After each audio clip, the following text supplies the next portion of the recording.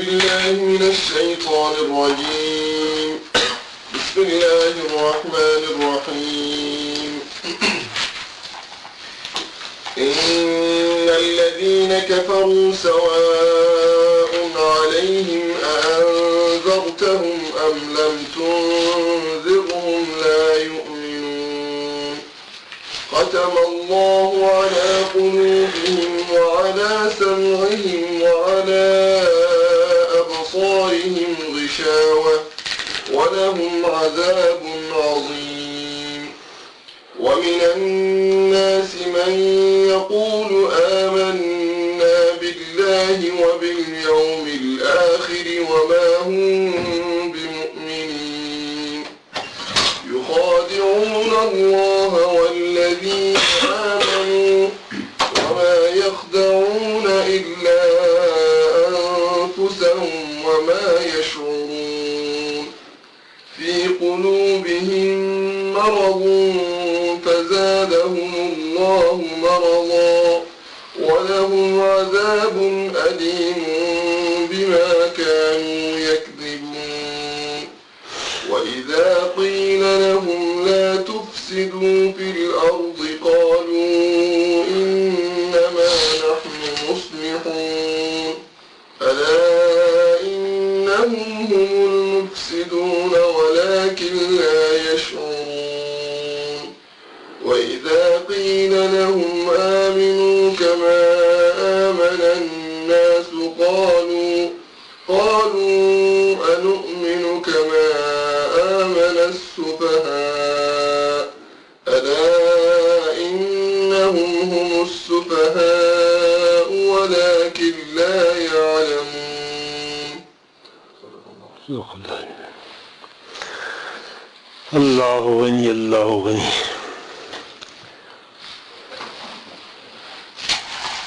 یہ دنیا ازداد سے بنی ہوئی ہے. ہر ایک چیز اپنی ضد کا تقاضا کرتا ہے.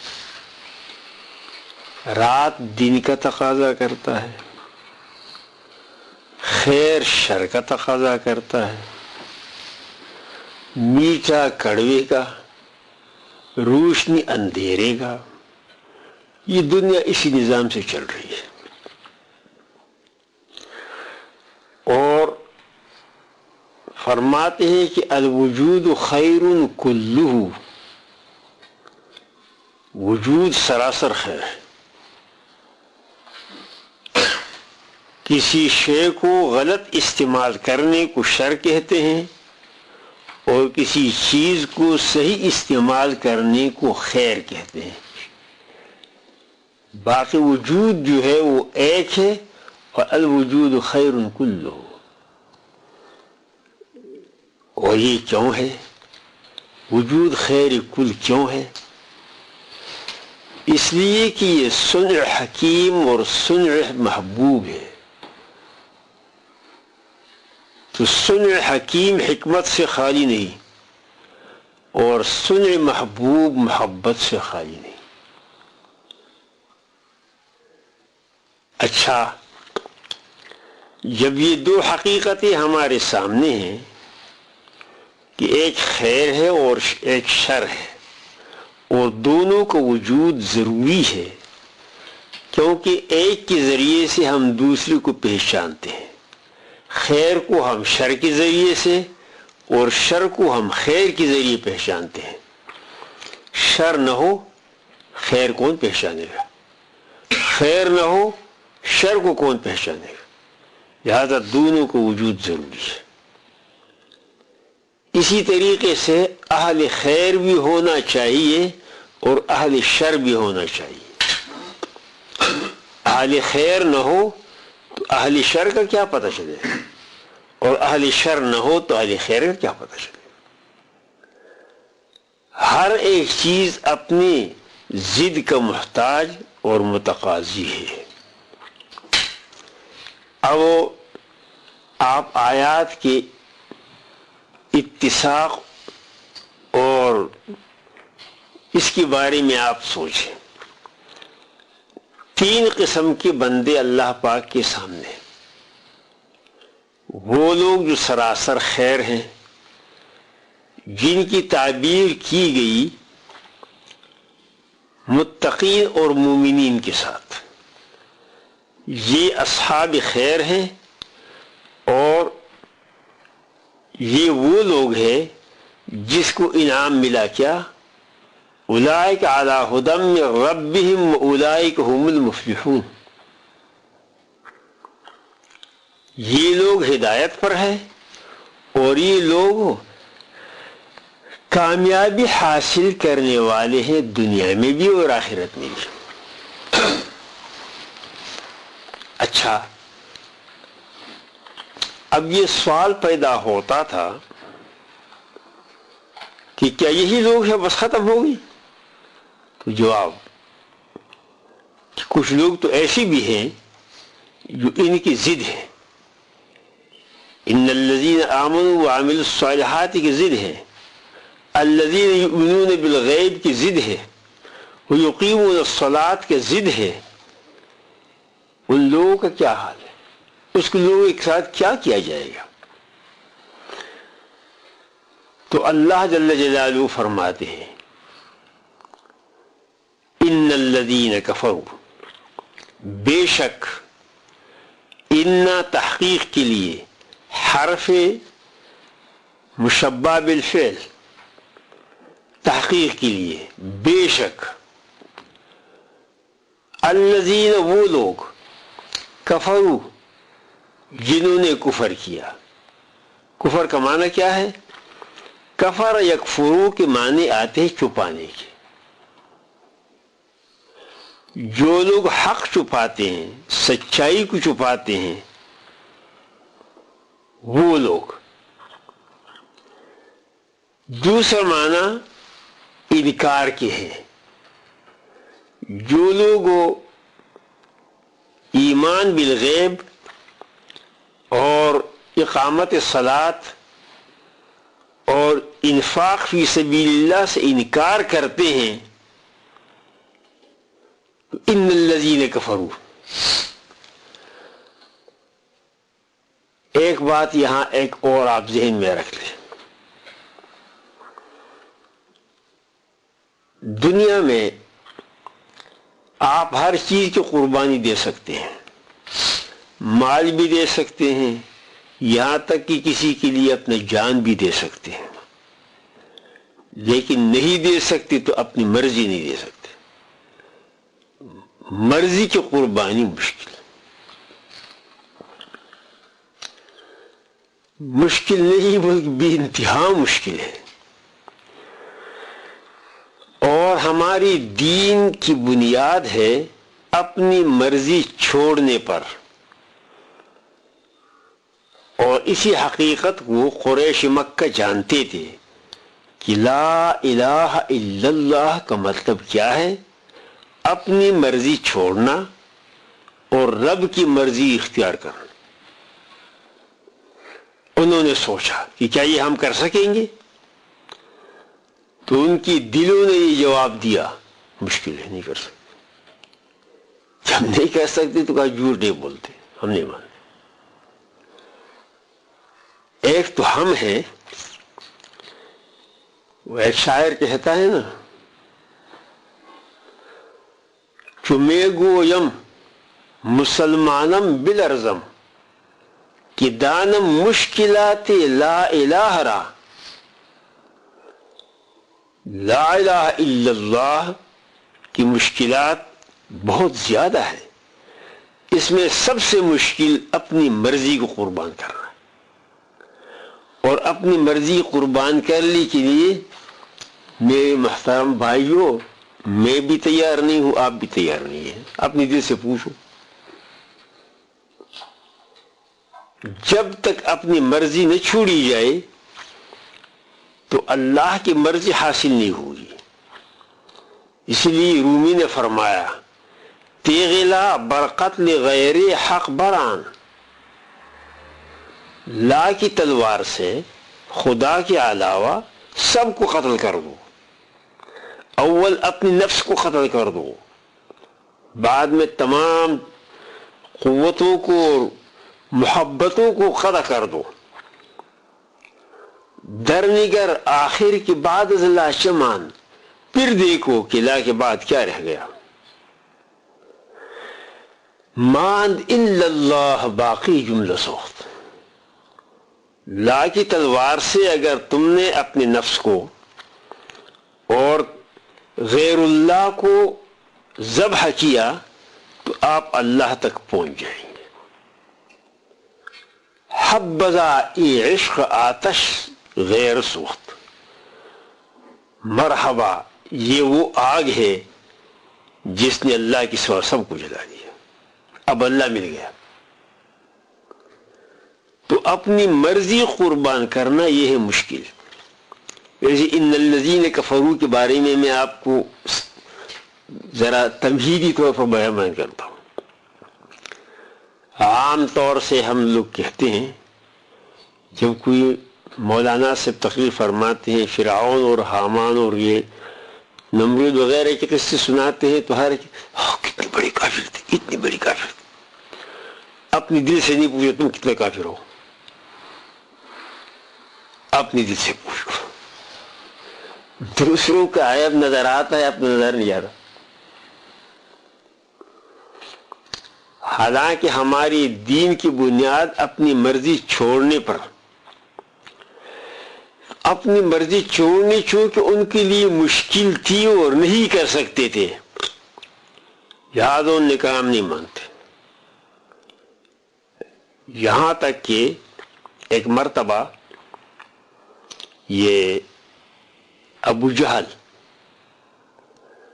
جس کا نام عمر ابن ہشام ہے اور قوم کی طرف سے ان کو ابو الحکم کا خطاب ملا تھا. ابو الحکم کی معنی چیف جسٹس کی، تمام فیصلے لوگ اپنے ان سے کراتے تھے. تاریخ میں لکھا ہے کہ ابو جہل خوبصورت انسان تھا، وجاہت والا تھا، باتوں میں اثر بھی تھا، عقل مند بھی تھا، سیاستدان بھی تھا. ابو جہل خطاب تو اس کو اسلام نے دیا ہے، لیکن اپنی قوم میں وہ ابو الحکم تھا، سارے فیصلے ان کی زبانی ہوتی تھی. ان کی جمع ہونے کی ایک جگہ تھی جس کو دار الندوہ کہتے تھے. اسی کہ عام ہر قوم میں یہ بات ہی ہوتی ہے کہ شام کو گاؤں اور بستی کے لوگ یا شہروں کے لوگ ایک جگہ جمع ہوتے ہیں، گپ شپ لگاتے ہیں، باتیں کرتے ہیں. تو ان کی جگہ تھی جس کو دار الندوہ کہتے تھے. وہاں مشورے بھی ہوتے تھے، ویسے گپ شپ بھی لگاتے تھے.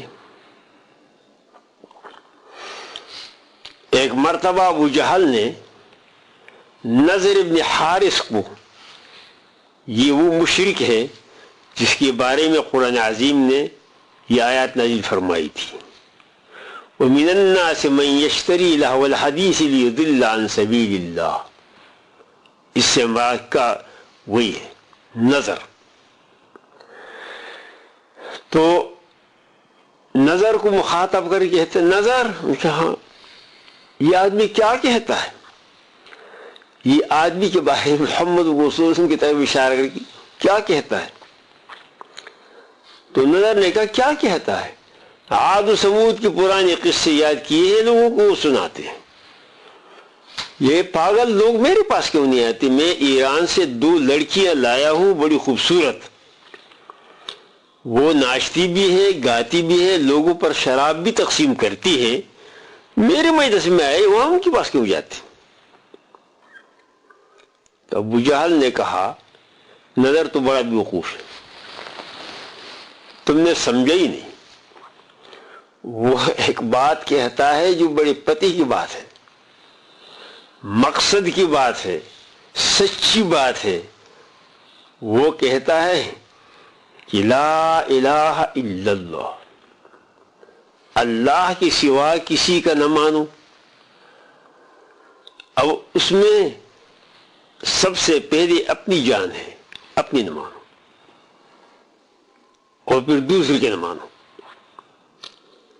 لا الہ الا اللہ کا مطلب یہ کہ خدا کے سوا کسی کا نہ مانو. تو ابو جہل نے کہا کہ بات بالکل صحیح ہے، وہ خدا جس نے ہمیں پیدا کیا ہے، تمام کائنات اس نے پیدا کیے ہیں، اس کی نہ مانے تو کس کا مانیں گے؟ اسی کا ماننا چاہیے۔ لیکن ایک بات ہے، وہ یہ ہے کہ اس اللہ کو ہم نے دیکھا نہیں، ان کے ساتھ ہم بات ہی نہیں کر سکتے، ان کا جگہ ہمیں معلوم نہیں ہے، تو اب ہم اللہ کے مانے مگر کس طرح مانے؟ تو وہ صاحب فرماتے ہیں محمد الرسول اللہ، میں نے اللہ کو دیکھا ہے، میں اللہ کے ساتھ بات ہی کرتا ہوں، اللہ کا پیغام میرے پاس آتا ہے، لہذا تم کو خدا کی ماننی پڑے گی اور میری زبانی ماننی پڑے گی۔ یہ ابو جہل کا بیان ہے۔ تو اس کا مطلب یہ ہوا کہ میری سرداری گئی، تمہاری سرداری گئی، سب کی سرداریاں ختم، اور پاور صرف وہاں چلا گیا۔ پاور ہوگا، اقتدار ہوگا تو صرف محمد الرسول اللہ کا ہوگا۔ تو اگر تم اپنی اقتدار کو چھوڑنے، اپنی سرداریوں کو چھوڑنے کے لیے تیار ہو تو بسم اللہ کلمہ پڑھتے ہیں، ان کے ساتھ شامل ہو جاتے ہیں، اس لیے کہ وہ جو کچھ کہتا ہے 100% صحیح کہتا ہے، اور پھر ان کی شخصیت ایسی ہے کہ ان کا بچپن ہمارے سامنے ہے، ان کی جوانی ہمارے سامنے ہے، ان کے اخلاق ہمارے سامنے، ان کا کردار ہمارے سامنے، کہیں بھی انگلی رکھنے کی جگہ نہیں، کوئی بھی اس کے اوپر اخلاقی طور پر کوئی اعتراض نہیں ہو سکتا۔ جو کہتا ہے سچ کہتا ہے، امانت دار بھی ہے، صادق بھی ہے، شریف النسب بھی ہے، اور سارے صفات کا وہ حامل ہے، تو چلو مانتے اس کو، لیکن شرط یہ ہے کہ اپنی مرضی چھوڑنی پڑے گی۔ لیکن اگر تم اپنی اس مرضی کو چھوڑنے کے لیے تیار نہیں ہو، اپنے اقتدار چھوڑنے کو تیار نہیں ہو، تو پھر اس شخص کے بارے میں سوچو، یہ تم کو تباہ کر دے گا۔ ابو جہل کا یہ بیان، یہ تم کو تباہ کر دے گا، تمہارے سب کچھ ختم ہو جائے گا۔ تو جیسے کہ میں نے عرض کیا، اپنی مرضی چھوڑنی مشکل ہوتی ہے۔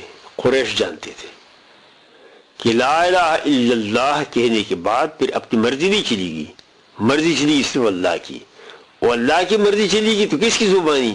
محمد الرسول اللہ کی زبانی چلی گی، اور اس کے لیے وہ اپنے اقتدار چھوڑنے کے لیے تیار نہیں تھے۔ ایک ہم ہے کہ ہم لا الہ الا محمد الرسول اللہ کا رٹ لگاتے ہیں، لیکن جیسے کہ ہماری عادت ہے نا کہ اللہ سے قربان، اللہ کی نبی سے قربان، قرآن سے قربان، مگر کروں گا وہ جو میرا جی چاہے۔ یہ بات ان الذین کفروا کے بارے میں عرض کر رہا تھا، ان الذین کفروا سواء علیہم انذرتہم، اب بات سمجھ میں آ جائے گی، چاہے آپ ان کو ڈرائیں یا نہ ڈرائیں، لا یؤمنون، ایمان نہیں لیں گے۔ کیوں کہ مرضی چھوڑنی مشکل ہے، اپنا اقتدار چھوڑنا مشکل ہے، اسی اقتدار کی دنیا لڑ رہی ہے۔ آج کل جو دنیا لڑ رہی ہے اقتدار کی جنگ ہے، ہر ایک اپنے اقتدار چاہتا ہے، اسی پر لڑتے ہیں، اور اسی اقتدار کے حصول کے لیے خدا نے کیا کیا کچھ کرتے ہیں، تو وہ اپنے اقتدار چھوڑنے والے نہیں تھے۔ اس لیے اللہ نے فرمایا کہ ان الذین کفروا، بے شک وہ لوگ جو انکار کرتے ہیں آپ کے پیغام سے، جو لوگ انکار کرتے ہیں اللہ کے کلام سے، جو لوگ انکار کرتے ہیں کلمت طیبہ سے، جو لوگ انکار کرتے ہیں ایمان بالغیب سے، صلاۃ سے اور انفاق سے انکار کرتے ہیں تو وہ ان کا انکار اس بنا پر ہے کہ ان تمام باتوں کے لیے اپنی مرضی چھوڑنی پڑتی ہے، وہ لوگ اپنی مرضی چھوڑنے کے لیے تیار نہیں، تو وہ کہتے ہم جھوٹ نہیں بولتے، کہ زبان سے بولے کہ مانتے ہیں اور عمل سے کہے کہ نہیں مانتے۔ انذرتہم، چاہے آپ ان کو ڈرائے یا نہ ڈرائے، لا یؤمنون، ایمان نہیں لائیں گے، وہ آپ کے جماعت میں شامل نہیں ہوں گے۔ اچھا، کیوں شامل نہیں ہوں گے؟ وجہ کیا ہوگی؟ ختم اللہ علی قلوبہم وعلی سمعہم۔ سمجھنے کے لیے انسان کے پاس 3 قوتیں ہیں: آنکھوں سے دیکھنا، کانوں سے سننا اور زبان سے بولنا، دماغ سے سوچنا، یہ سمجھنے کی قوتیں ہیں۔ اگر آپ کوئی کتاب پڑھنا چاہتے ہیں تو اس کے لیے آپ کی یہ 4 قوتیں استعمال ہونی چاہیے۔ آپ آنکھوں سے کتاب کو دیکھیں، کانوں سے استاذ کی بات سنیں، زبان سے اپنے سبق یاد کریں، اور چوتھی بات یہ ہے کہ تم اس کو لکھ بھی لو۔ اس لیے مشہور مثال ہے، عربی کا مشہور امام ابو حنیفہ رحمۃ اللہ کی طرف منسوب ہے: من حفظ فر ومن کتب قر، جس نے یاد کیا بھاگ گیا اور جس نے لکھا باقی رہا۔ بہت سی چیزیں انسان کو یاد ہوتی ہے، لیکن اگر لکھی ہوئی نہ ہو تو کچھ دنوں کے بعد پھر انسان بھول جاتا ہے۔ اب ان کی جو زندگی ایسی گزری ہے کہ اپنی مرضی کے لیے ان کی زبانیں چلی ہے، اپنی مرضی کی باتیں سنی ہے، اور اپنی مرضی کے مطابق انہوں نے اعمال کیے ہیں، جو جی چاہا بولا، جو جی چاہا کیا، اور اس میں یہ منچاہی زندگی ان کی فطرت ثانیہ بن گئی ہے۔ منچاہی زندگی ان کی فطرت بن گئی ہے، تو اس فطرت کی بنا پر وہ ایمان نہیں لائیں گے۔ یہ ختم اللہ علی قلوبہم کا میں آپ کو مقصد ختم اللہ علی قلوبہم، مہر لگایا اللہ نے ان کے دلوں پر، وعلی سمعہم، اور ان کے کانوں پر، وعلی ابصارہم غشاوہ، آنکھوں پر پردہ ہے۔ تو پھر ایمان کیسے لائیں گے؟ کیونکہ ہدایت کے تمام راستے انہوں نے بند کر دیے ہیں۔ زبان بند ہے، کان بند ہے، آنکھیں بند ہیں، دل بند ہے۔ اور دل کیسے بند نہیں ہوگا؟ کیونکہ دل تک باتیں پوچھتی ان ذریعے سے۔ آنکھوں سے انسان دیکھتا ہے، تصویر دل میں پہنچتا ہے، کانوں سے سنتا ہے، دل متاثر ہوتا ہے، اور زبان سے بولتا ہے تو دل متاثر ہوتا ہے۔ جب یہ قوتیں بند کی ہے انہوں نے، اس بند ہونے کی تعبیر اللہ نے فرمائی ختم اللہ علی قلوبہم، کیونکہ قلب جو ہے یہ مرکز ادراک ہے، سمجھنے کا مرکز جو ہے وہ دل ہے۔ میرے بھائیو، ایک دل کی آنکھیں ہیں، ایک دل کی کان ہے، اور ایک دل کی زبان ہے، اور ایک ہماری ظاہری ہے۔ یہ ظاہری ہماری قوتیں ان باطنی قوتوں کے تابع ہیں۔ دل نے حکم کیا کہ چلو مسجد میں چلتے ہیں، اب ساری قوتیں اس کے لیے استعمال ہونے لگی۔ آنکھیں مسجد کی طرف دیکھتی ہے، کان مسجد کی باتیں سنتی ہے، زبان مسجد کی باتیں بولتی ہے، ہاتھ پاؤں مسجد کی طرف حرکت کرتی ہے۔ بادشاہ نے حکم دیا ہے۔ خدا نخواستہ اللہ ہمیں بچائے، دل نے حکم دیا پب چل جاؤ، یہ قوت وہ استعمال ہوگی۔ اللہ رحیم و کریم ہے، اللہ کریم ہے۔ کریم کے معنی یہ ہے کہ بغیر مانگے دیتا ہے۔ اللہ نے اس عالم کو بغیر مانگے پیدا کیا، ہمیں بغیر مانگے پیدا کیا۔ اللہ کریم ہے۔ کریم کے معنی یہ ہے کہ ضرورت سے زیادہ دیتا ہے۔ ہمیں جو کچھ نعمتیں ملی ہے ہماری ضرورت سے زیادہ ہے، اور اللہ کریم ہے۔ کریم کے معنی یہ ہے کہ دے کر واپس نہیں لیتا۔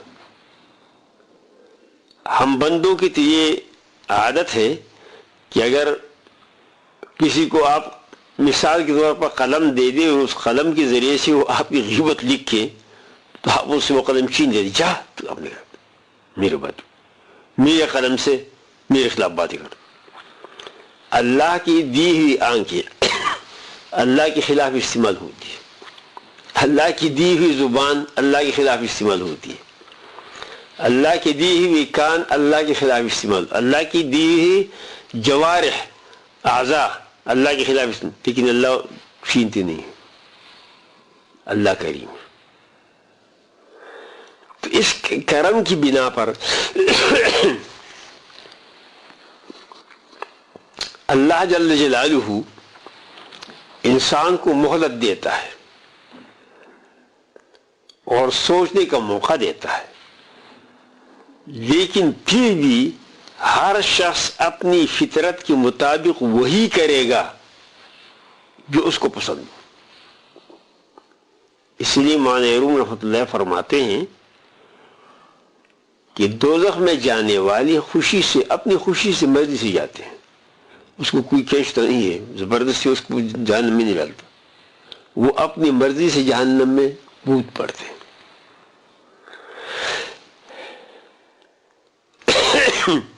اور جنتیوں کو بھی اللہ تعالیٰ زبردستی نہیں لے جاتا، یہ جنتی ہے خود اپنی مرضی سے جنت میں جاتا ہے، یہ فطرت کی بات ہے۔ مثال کے طور پر آپ ایک کتے کو یہاں لا کر کی کارپیٹ پر بٹھا دیں اور سامنے اس کو پلاؤ رکھے، دور سے اس کو مردار نظر آئے، اس کو چھوڑ کے وہاں چلا جائے۔ کیوں؟ کہ اس کی فطرت مردار کھانا ہے، اس کو مردار اچھا لگتا ہے۔ کہتے کوئی بنگی تھا، وہ عطر فروش ہو کے بازار میں گیا تو جا کر کے بے ہوش ہو گیا۔ اب سارے لوگ حیران ہے کہ خدا نے کہاں کا شہزاد آیا ہوا ہے کہ ہمارے دکانوں کی خوشبو سونگ کر بے ہوش ہو گیا۔ ہر ایک اعلیٰ قسم کی خوشبو ملا کر سونگاتا ہے، اس کی بیہوشی نہیں لیتی۔ آخر ایک شخص نے گندگی کا ٹکڑا اس کی ناک کے قریب رکھ کر تو ہوش میں آ گیا۔ یہ فطرت کی بات ہے۔ اچھوں کو اچھے اعمال اچھے لگتے ہیں، جنتیوں کو اچھے اعمال اچھے لگتے ہیں، اور دوزخیوں کو دوزخی اعمال اچھے لگتے ہیں۔ آپ معاشرہ میں دیکھیں، ایک شخص کی اپنی بیوی ہے مگر اس کی طرف دیکھتا نہیں، دوسرے کے پیچھے پڑا ہوا ہوتا۔ یہ کیوں؟ اس کو دوزخ کے اعمال اچھے لگتے ہیں، وہ میٹھے لگتے ہیں، جنتی اعمال اچھا نہیں لگتا۔ اب آپ اس پر کوئی اشکال اگر آپ کو ہو تو کر لو کہ ختم اللہ علی قلوبہم۔ یہ عام طور سے لوگ اشکال کرتے ہیں کہ جب اللہ نے ان کے اوپر مہر لگا دیا تو پھر وہ ایمان کیسے لائیں گے؟ یہ ختم اللہ علی قلوبہم جو ہے، ایک بات اور بھی آپ سن لیں، قرآن عظیم میں تمام کے تمام استعارات اور مجازات استعمال ہوئے ہیں، یہ محاورات عرب ہے۔ اور مجاز کس کو کہتے ہیں؟ لفظ کا استعمال غیر معنی موضوع لہو میں، معنی موضوع لہو میں لفظ کے استعمال کو کہتے ہیں حقیقت، اور غیر موضوع لہو میں استعمال ہونا اس کو کہتے ہیں مجاز۔ پھر مجاز کی 4 علاقے ہیں، مجاز مستعار، پھر مجاز مستعار کی 4 قسمیں ہیں. تو ان تمام کی وجہ سے اب یہ ختم اللہ علی قلوبہم یہ مجاز ہے. کس سے؟ ان کی اپنی عادتوں کو خراب کرنے کی بنا پر. یہ ایسا ہی ہوا. ماتانوی رحمۃ اللہ اس کی عجیب تعبیر پیش کی ہے. وہ فرماتے ہیں کہ ایک مریض کے بارے میں ایک ڈاکٹر کہتا ہے کہ یہ لا علاج ہو گیا ہے. تو کیا ڈاکٹر کی کہنے نے لا علاج کیا ہے، یا وہ اپنی بد پرہیزیوں کی وجہ سے، بے احتیاطیوں کی وجہ سے بھی ہو گیا ہے، یہ لا علاج ہو گیا ہے؟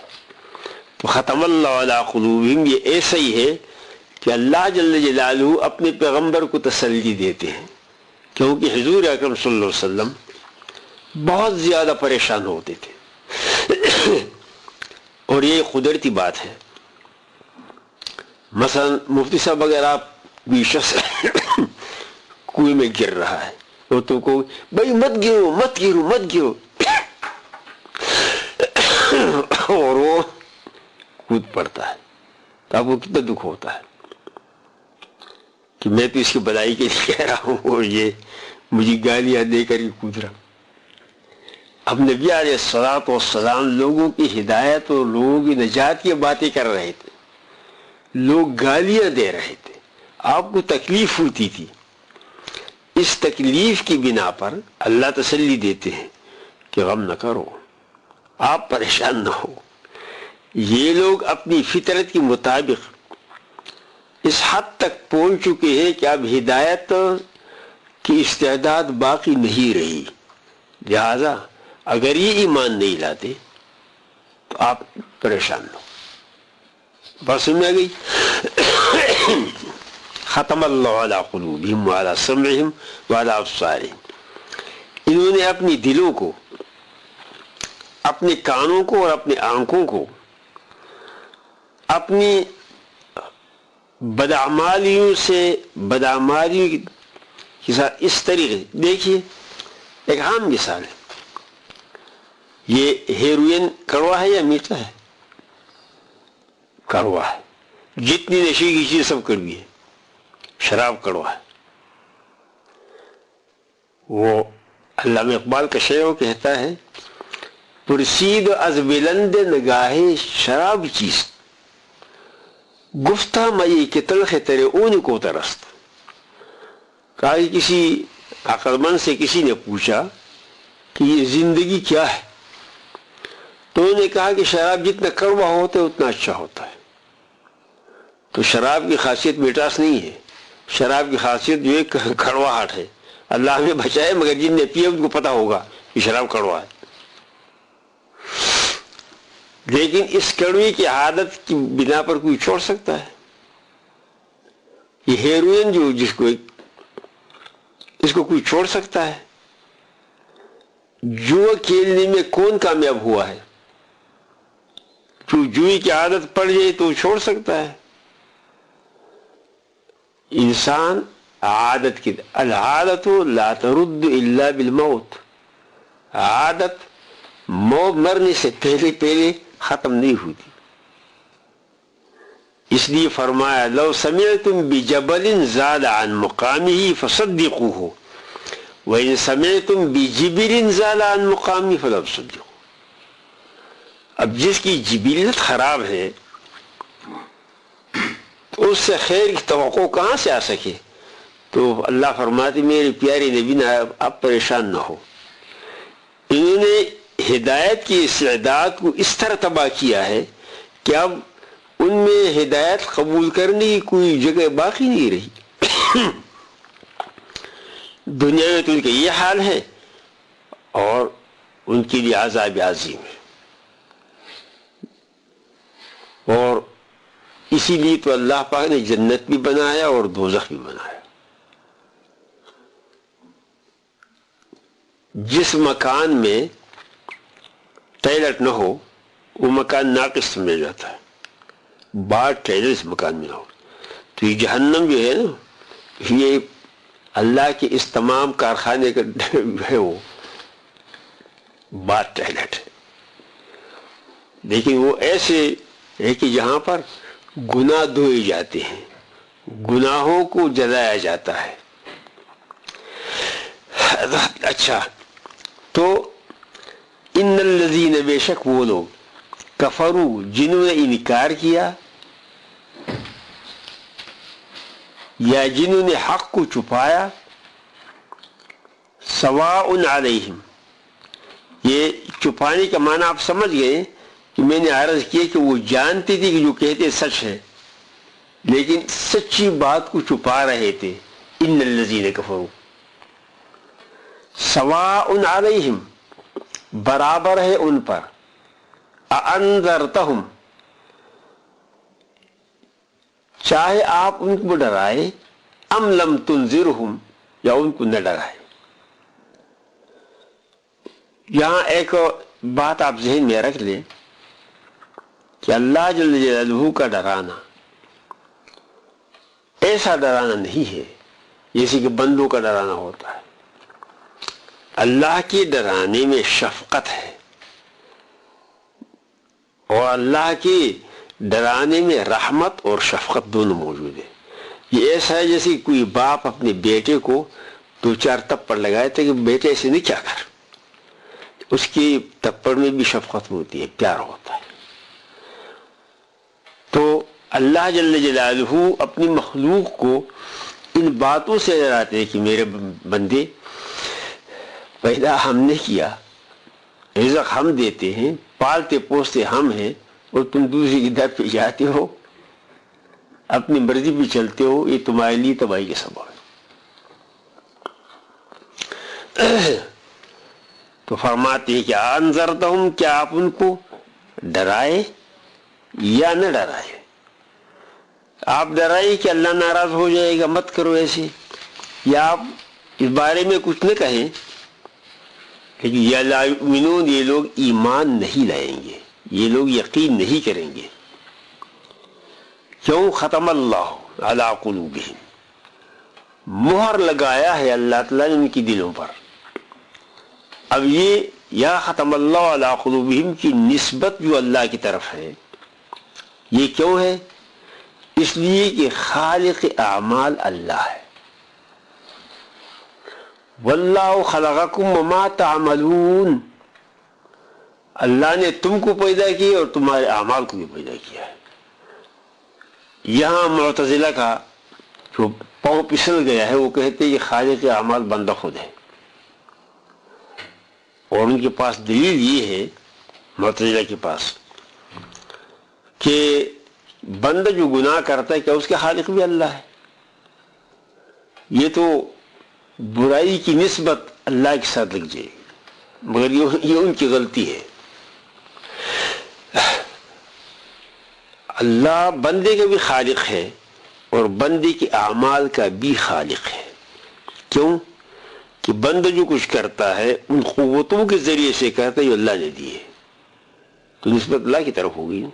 یہ اپنی وجہ سے نہیں کر سکتا. یہ بندے کے ہے پاس ہے کیا؟ جو کچھ کرے، جو کچھ کرتا ہے اللہ کی دی ہوئی قوتوں پر کرتا ہے. تو اللہ کی دی ہوئی قوتوں کو انہوں نے غلط استعمال کیا، سزا ملے گی. جیسے کہ کوئی شخص اپنے بیٹے کو کچھ دے دے اور وہ اس کو ضائع کر دے، اور تو پھر باپ کو غصہ آتا ہے کہ تمہارے ساتھ ہی احسان کیا اور تم نے احسان کو. اسی طرح اللہ جل جلالہ ان نعمتوں کو غلط استعمال کرنے پر ان کو سزا دیتا ہے. لہذا یہ خالق افعال بندہ خود ہے، نسبت اللہ کی طرف اس لیے ہے کہ اللہ خالق کل شیء ہے، اللہ خالق کل شیء، اللہ تعالیٰ ہر چیز کا خالق ہے. تو ختم اللہ علی قلوبہم وعلی سمعہم، دل چونکہ مرکز ہے تمام قوتوں کا، تو قلب کو مقدم کیا، اور اس دل کو آنے والا راستہ کیا ہے؟ سمع ہے. انسان سن کر کے دل، انسان سننے کے بعد دل اس کا متاثر ہو جاتا ہے، وہ پھر اس کے مطابق کام کرتا ہے. اور اسی طریقے سے دیکھ کر کے فوٹو اور تصویر دل میں جاتا ہے، پھر اس کے بارے میں سوچتا ہے. تو چونکہ دونوں آنکھوں سے حق نہیں دیکھ سکتے، آنکھوں کو اچھائی نظر نہیں آتی، برائی اچھی لگتی ہے، کانوں سے اچھائی نہیں سنتے بلکہ ان کو بری باتیں جو ہے. اب آپ خود دیکھ کتنے لوگ ہیں جن کو گانا پسند ہے، اچھی طریقے سے سنتے ہیں، اگر قرآن عظیم کی تلاوت ہو تو مکتا جاتے ہیں. شاہ عبدالعزیز صاحب رحمۃ اللہ علیہ سے کسی نے پوچھا کہ حضرت یہ کیا بات ہے کہ جب ہم وعظ کی مجلس میں بیٹھتے ہیں تو نیند آتی ہے، ذکر وعظ کی مجلس میں بیٹھ جاتے ہیں تو نیند آتی ہے، اور موسیقی کی مجلس میں بیٹھتے ہیں تو ساری رات جاگتے ہیں؟ انہوں نے فرمایا کہ چونکہ موسیقی کی مجلس میں روح پریشان ہوتی ہے تو کانٹوں کی بستر پر کس کو نیند آتی ہے، اور وعظ اور ذکر کی مجلس میں روح پرسکون ہو جاتی ہے تو سکون کے بعد نیند آ جاتی ہے. لیکن اس سکون اور اس چونکہ نفسانیت کا غلبہ ہوتا ہے انسان کے اندر، یہ انسان جو ہے اس میں 3 حکومتیں چل رہی ہیں. روح بادشاہ ہے اور عقل اس کا وزیر ہے، اور بدن پر حکومت ہو رہی ہے. ایک حکومت، ایک گورنمنٹ یہ ہے. دوسری حکومت انسان کی بدن میں نفس بادشاہ ہے، شیطان اس کا وزیر ہے اور اس کے مطابق بدن چل رہا ہے. تیسری حکومت دل بادشاہ ہے، زبان اس کی وزیر ہے اور بدن پر حکومت ہو رہی ہے. یہ 3 حکومتیں انسان کے اندر موجود ہیں. اس لیے فرمایا وَتَزْعَمُ أَنَّكَ جُرْمٌ صَغِيرٌ وَفِيكَ انْطَوَى عَالَمُ الْأَكْبَرُ. اے انسان، تو سمجھتا ہے کہ تو چھوٹا سا مخلوق ہے، حالانکہ تمہارے اندر تمام عالم لپیٹا گیا ہے. دواؤں کا من کا وما تشعر وداؤ کا فی کا وما تخبر. تمہارا علاج تمہارے اندر ہے، تمہیں پتہ نہیں، اور تمہارا مرض بھی تمہارے اندر ہے، تم کو خبر نہیں. گویا کہ یہ انسان خیر و شر دونوں کا مجموعہ ہے.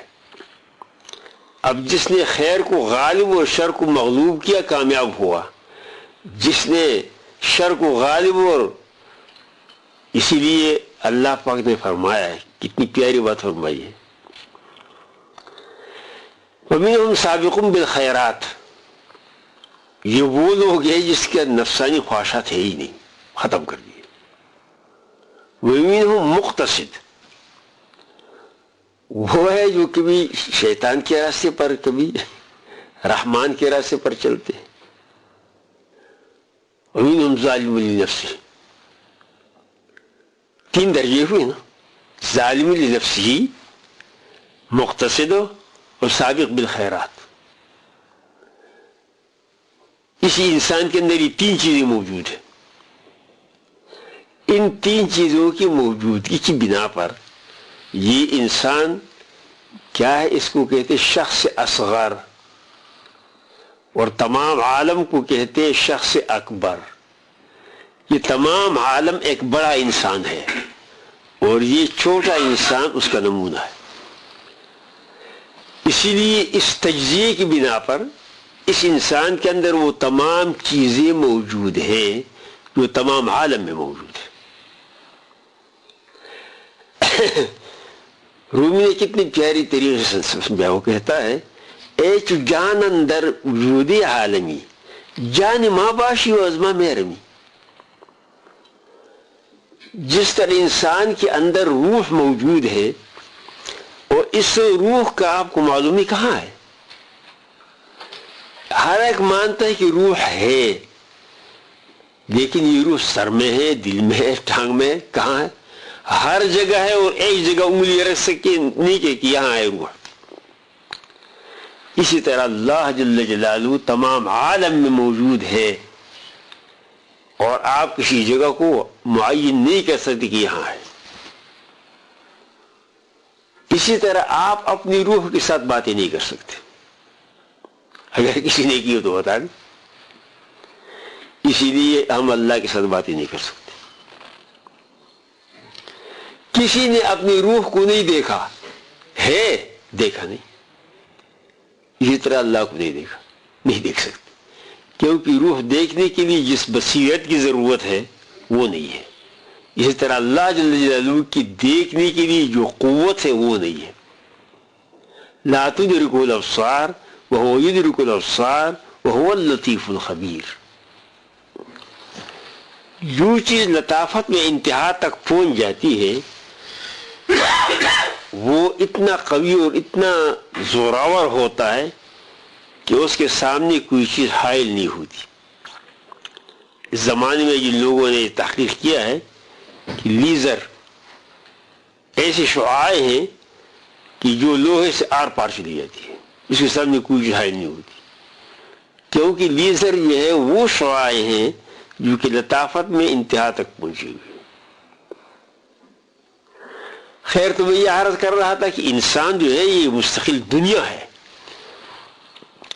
اس مستقل دنیا کے اندر وہ ساری باتیں ہو رہی ہے جو تمام عالم میں ہو رہی ہے۔ تمام عالم میں فساد ہو رہا ہے، اس انسان میں بھی فساد ہو رہا ہے۔ اچھا، تو ختم اللہ علی قلوبہم، اللہ پاک نے ان کی دلوں پر مہر لگایا۔ تو مہر لگانا تعبیر ہے، مجاز ہے، دل کی استعداد خراب کرنے کے لیے۔ یہ نہیں کہ اللہ نے ان کی دلوں کو خراب کیا ہے، نہیں، دلوں کو تو انہوں نے اپنے اعمال سے خراب کیا ہے۔ اللہ نے اپنی نبی کو دکھانے کے لیے بتایا کہ یہ مخصوص چند لوگ، جس میں ابو جہل ہے، ابو لہب ہے، وغیرہ وغیرہ، یہ لوگ ایمان نہیں لائیں گے، کیونکہ آپ صلی اللہ علیہ وسلم کو یہ حرص تھا کہ کاش اگر یہ رؤسائے قریش ایمان لے آئیں تو پھر میرے مشن چلانے میں میرے لیے آسانی ہو جائے گی۔ لیکن اللہ جل جلالہ کو کچھ اور منظور تھا۔ وہ یہ منظور تھا کہ ستیز کار رہا ہے ازل سے تا امروز، چراغ مصطفی سے شرار ابو لہبی، خیر و شر کا ٹکراؤ ازل سے موجود ہے۔ لہذا اللہ کو یہ منظور تھا کہ قریش مکہ میں کچھ تو خیر والے بن کر کے شر والوں کے ساتھ ٹکرائیں، اور اس ٹکرانے ہی میں مزہ ہے، اس ٹکرانے میں زندگی و حیات ہے، حرکت میں حیات ہے، سکون میں ممات ہے۔ لہذا ختم اللہ علی قلوبہم پر کوئی اعتراض وارد نہیں ہو۔ اگر آپ کے دل میں کوئی شک شبہ ہے تو بتاؤ، کوئی اشکال کرتے ہو تو۔ ہاں مفتی صاحبان، سمیع الرحمان صاحب، آپ کے دل میں کوئی شک و شبہ ہو تو بتاؤ۔ دوسری آیت کے بارے میں، ہاں دوسری آیت اللہ تعالیٰ فرماتے ہیں وَإِذَا أَرَدْنَا أَن نُهْلِكَ قَرْيَةً امرنا مترفوها، امرنا مترفوها فحق علیہ القول فدمرناها تدمیرا۔ میرے پیارے، پہلے میں نے اس کے جواب دیے، مجازات ہیں، یہ مجاز ہے، مجاز۔ اللہ فرماتے ہیں کہ جب ہم کسی بستی کی تباہ کرنے کا ارادہ کرتے ہیں تو ان کے جو سردار اور بڑے وڈیرے اور چودی لوگ ہوتے ہیں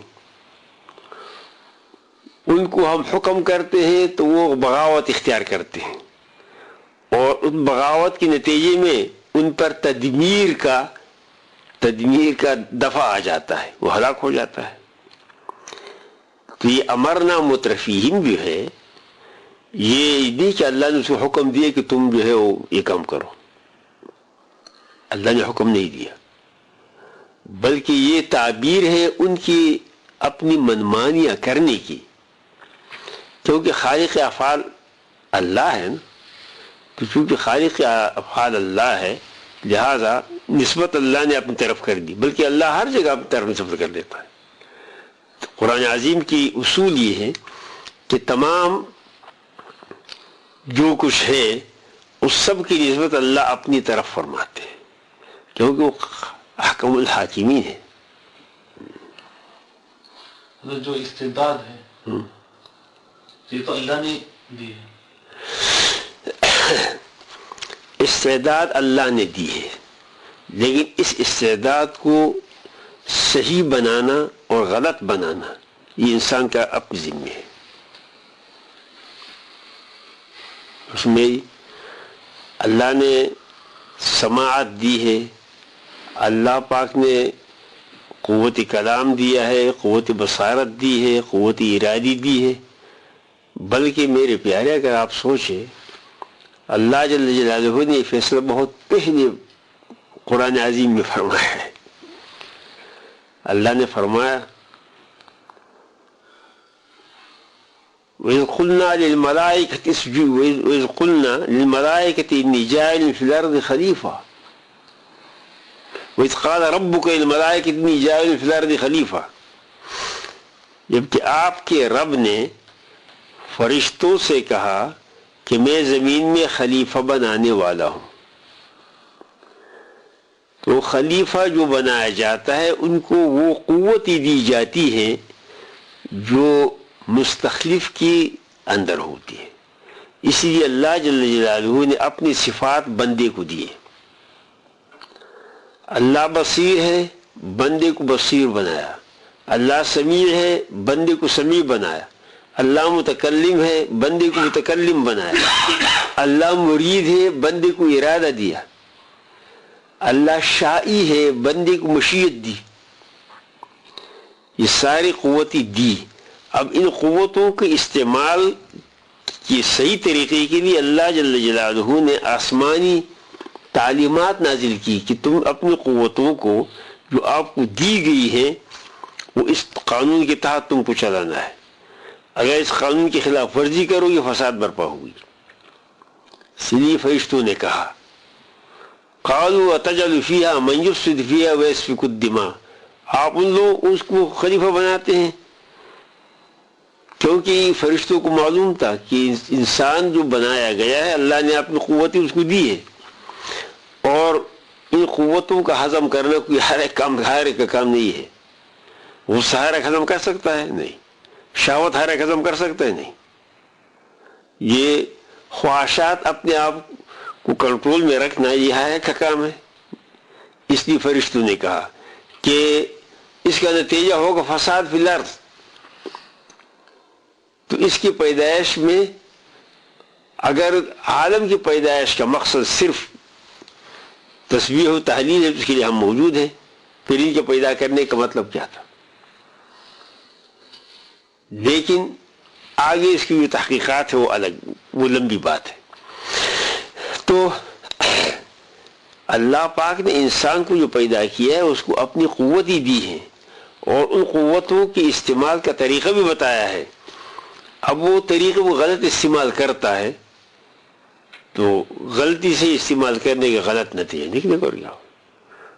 وَلَيْسَ لِلْإِنسَانِ إِلَّا مَا سَعَىٰ وَأَنَّ سَعْيَهُ سَوْفَ يَرَىٰ ثُمَّ يُجْزَاهُ الْجَزَاءَ الْأَوْفَىٰ، یہ اللہ کا قانون ہے۔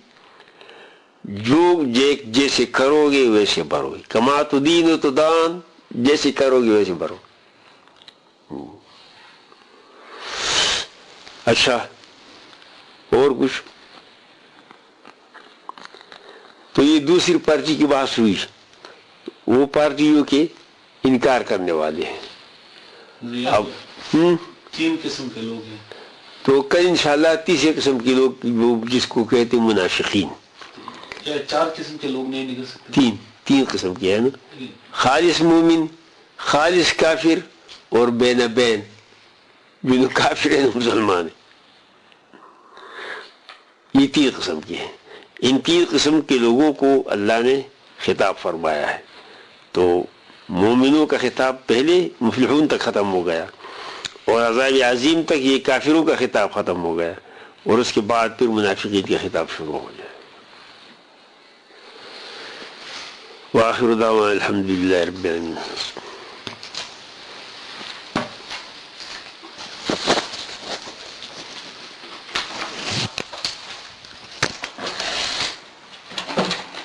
کوئی سوال وغیرہ ہو تو آزادی سے پوچھا کرو، مطمئن نہ ہو تو اطمینان حاصل نہیں کرنے تک پوچھنا ہے.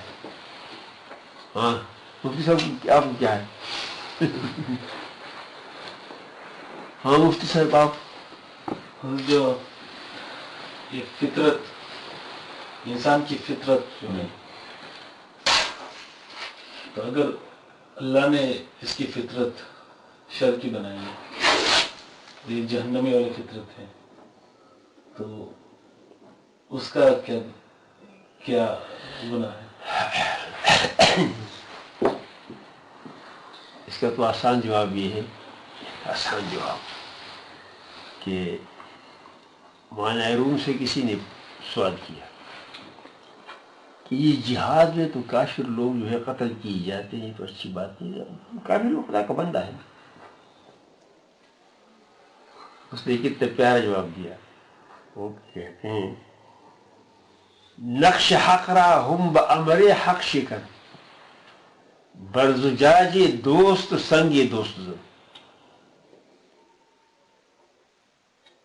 کہتے ہیں کہ خدا کا نقش خدا کے حکم سے توڑ دو، اور اب آپ کے دوست کا آئینہ ہے، پتھر بھی اس کا ہے، تو دوست کی پتھر سے دوست کے آئینے کو توڑ دو، تمہارا کیا ہے؟ تو حکم کتاب ہو. اچھا یہ محمود غزنوی کا وہ قصہ آپ نے سنا ہے نا؟ محمود غزنوی رحمۃ اللہ علیہ جو تھے اپنے غلام ایاز کے ساتھ بہت محبت کرتے اور تمام رؤساء کو اس پر کڑتا کہ کسی شہزادے سے محبت نہیں کرتا، وزیر زادے سے محبت نہیں کرتا، کہتے تھے غلام سے محبت کرتا. لیکن بڑے لوگ جو ہوتے ہیں ان کی بڑی بڑی دل ہوتے ہیں. محمود غزنوی سارے باتیں سنتے تھے، کچھ نہیں کہتے تھے، بہت نہیں. آخر کار ایک مرتبہ اس نے ایاز سے کہا کہ خزانے سے قیمتی ہیرے لے آؤ. جا کر کے لیا، سارے لوگوں پر ہر ایک کو دکھا دو کہ کیسا ہے.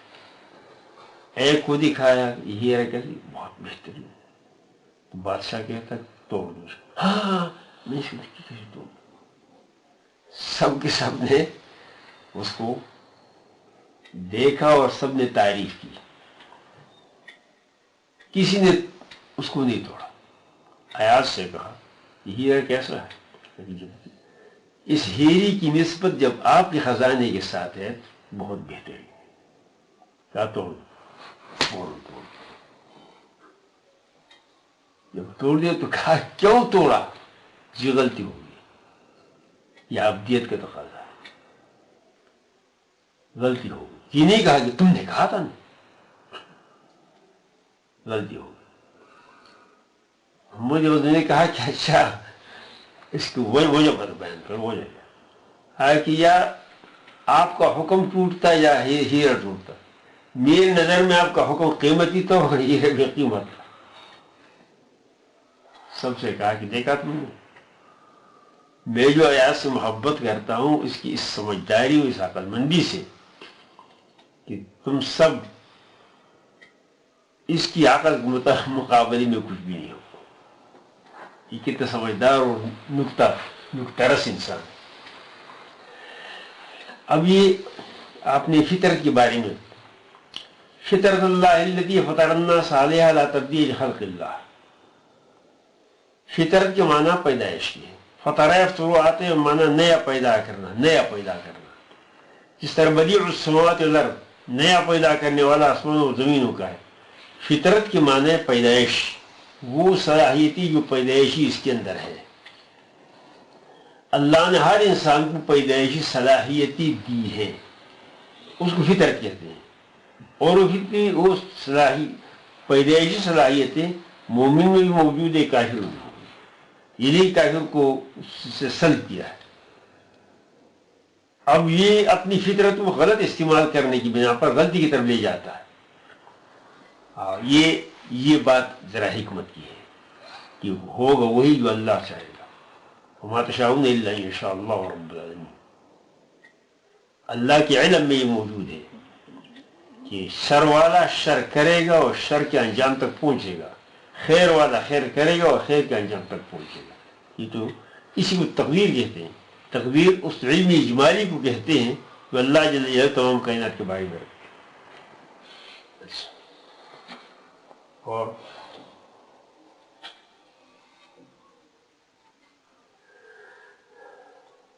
آپ صاحب یہ جو فطرت اس کے اندر صلاحیتیں ہوتی ہیں تو اس کی یعنی بعض تو ہوتے ہیں جو نصارہ یہودی ہوتے ہیں، ان کو یعنی یہ تعلیمات سننے کی نوبت نہیں آتی، تو وہ ان کی جو فطرتی صلاحیت ہے اصل میں یہ ہے کہ جو فطرت اللہ پاک نے انسان کو دی ہے اس کے ساتھ ساتھ اللہ پاک نے عقل بھی دی ہے. عقل وہ قوت ہے جس کے ذریعے سے انسان خیر و شر کی تمیز کرتا ہے. بہت سے لوگ ایسے ہیں کہ شر کو جانتے ہوئے بھی شر استعمال کرتا ہے. میں نے ابھی یہ مثال میں کہا ہیروئن والا جانتا ہے کہ شر ہے، جانتے نہیں جانتا لیکن پھر بھی ہیروئن نہیں چھوڑتا. اسی طریقے سے یہ جتنی غیر مسلم جو ہے ان میں وہ سب یہ اقرار کرتے ہیں کہ اسلام دین ہے اور سچا دین ہے، لیکن اس کا نہ ماننا، اس کی نہ ماننے میں سب سے پہلی رکاوٹ تو اپنی مرضی چھوڑنا ہے. وہ مرضی چھوڑنے کے لیے بھی تیار ہے.